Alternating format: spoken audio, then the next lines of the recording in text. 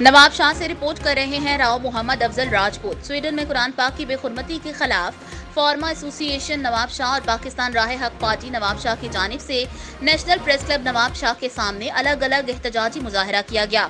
इस मौका पर फार्मा एसोसिएशन नवाब शाह के सदर नबील भंगवाड़, जावेद लांगा, जावेद अकरम, सुहेल कुरैशी, मुशर्रफ गुल, जुल्फिकार मेमन, राव मरगूब अली बरोही और पाकिस्तान राह हक पार्टी और सुन्नी राब्ता काउंसिल के जिम्मेदारान ने मीडिया से बातचीत करते हुए कहा कि हम स्वीडन में कुरान पाक की बेहुरमती की शदीद मजम्मत करते हैं। इस अमल से पूरी दुनिया के मुसलमानों और अहले किताब की दिल आज़ारी हुई है। फार्मा एसोसिएशन के जमींदारान ने मजीद कहा कि हम स्वीडन की दवाओं का बाइकआउट करते हैं और केमिस्ट एसोसिएशन से भी गुजारिश करते हैं कि वो भी स्वीडन की दवाओं का बाइकआउट करने के साथ साथ दवाइयों का स्टॉक भी वापस करें।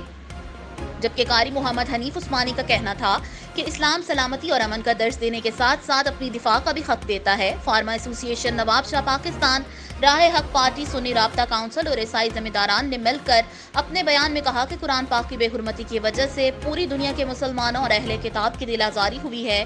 स्वीडन के मुसलमान और अहले किताब से माफ़ी मांगने के साथ साथ बेहुरमती करने वाले मलून को फांसी देने का मुतालबा करते हैं। उन्होंने मजीद कहा कि स्वीडन के बाद तस्वीर को फिलफोर मुल्क बदल करने के बाद आलमी सतह पर सख्त एहतजाजी मुजाहरा किया जाए।